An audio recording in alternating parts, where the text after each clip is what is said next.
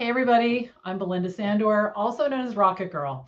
Today we're going to talk about the benefits of being easy to work with.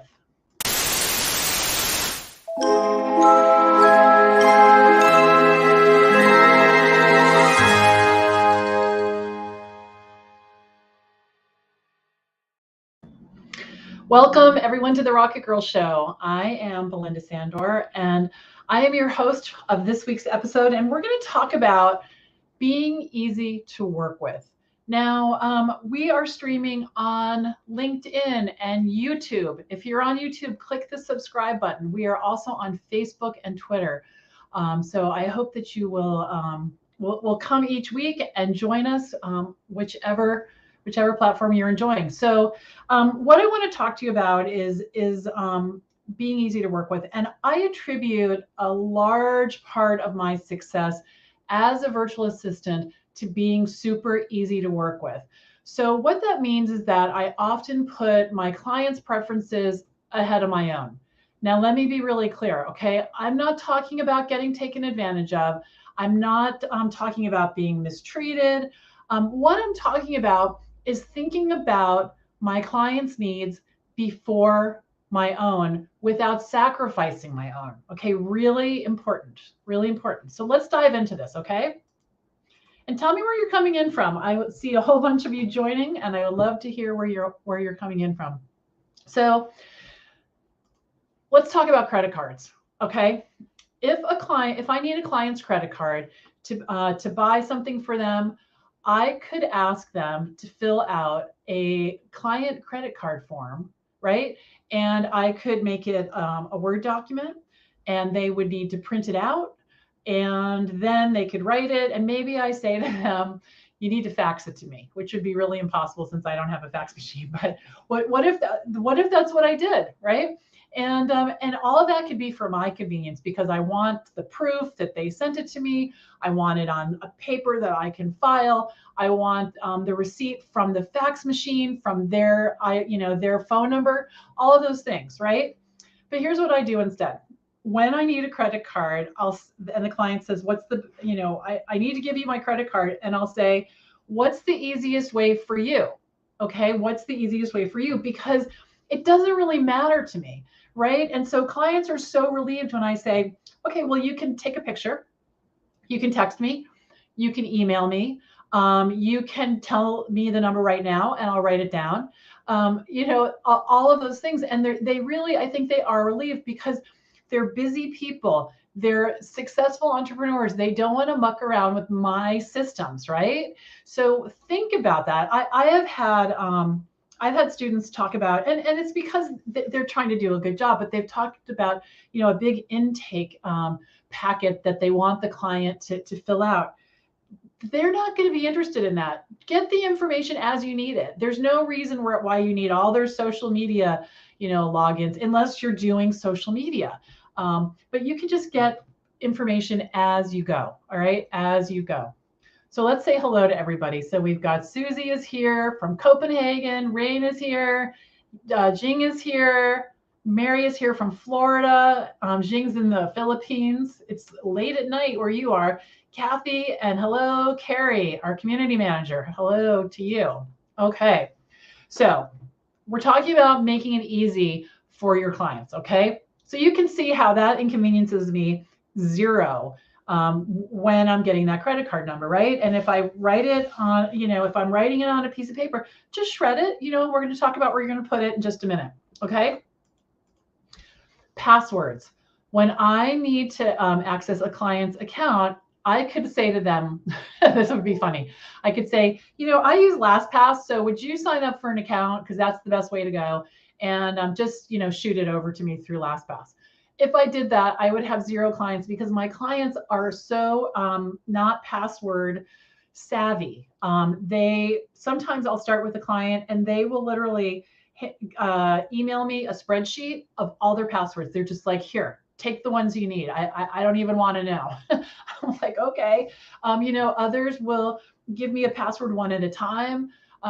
People have all different feelings about that. So what I say to them is, what's the best way for you to give me your password? You can email it to me, you can text it, you can write it down and shoot a picture, whatever you want, because everyone has a different comfort level. Once I get the password, no matter how I've received it, I'm going to put it into LastPass. So I know that it's safe. So LastPass is a password management software. All right. The thing that's nice about it, it is independent of my computer. So there's an app that's for your phone, for your iPad, and I can log into my LastPass. Like, for example, last weekend, I went to see Emily and I borrowed my husband Greg's computer. I just logged into my LastPass account on his computer and all my passwords are right there. So really, really easy, really nice thing to do. So I put all their passwords in there so they're at my fingertips and I don't have to be typing in passwords, right? So again, easiest for them to give to you. People appreciate this more than you can imagine. No, so let's talk about something else. Let's talk about document format, okay? So I use a PC. Many of my clients use a Mac. Some of them don't have Word. Some of them use Pages, right? And I can make a big fuss about that. And I could say, well, it needs to be in a certain format. And sometimes I will admit the format that they send the document to me causes trouble. So here's an example. If you take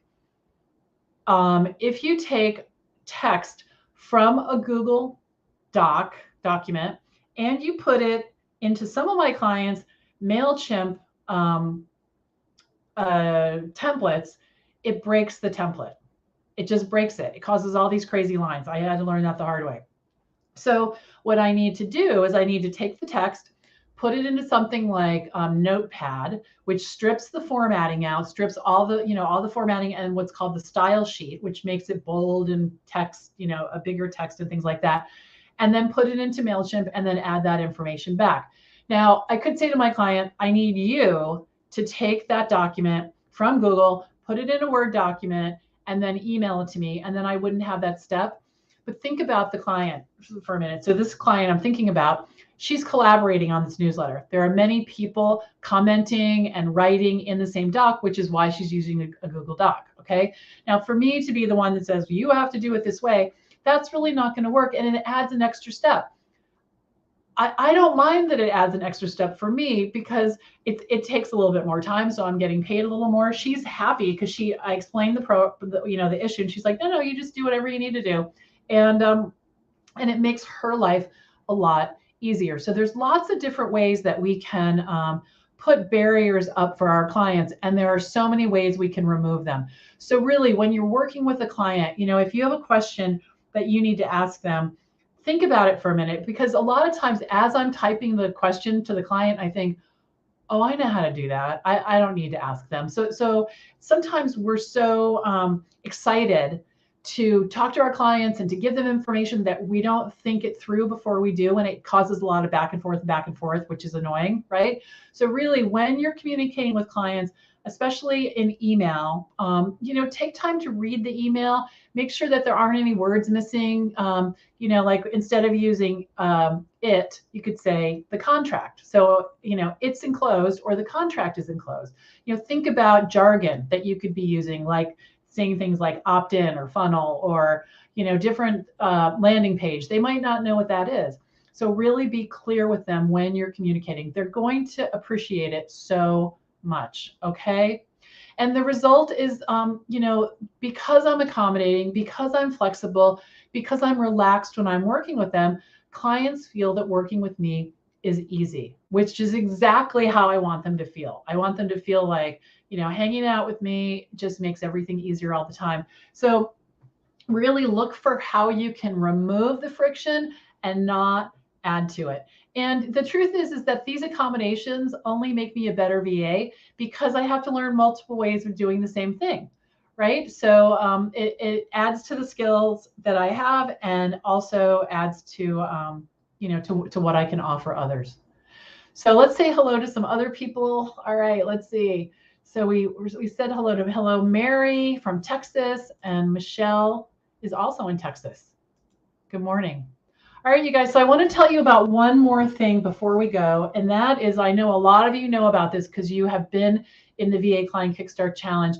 We have a brand new 5-day free training starting on Monday, October 31st, Halloween, if you celebrate, at noon Eastern. And what we're going to do is we're going to kick off 5-day training on how to get a steady stream of clients in your business.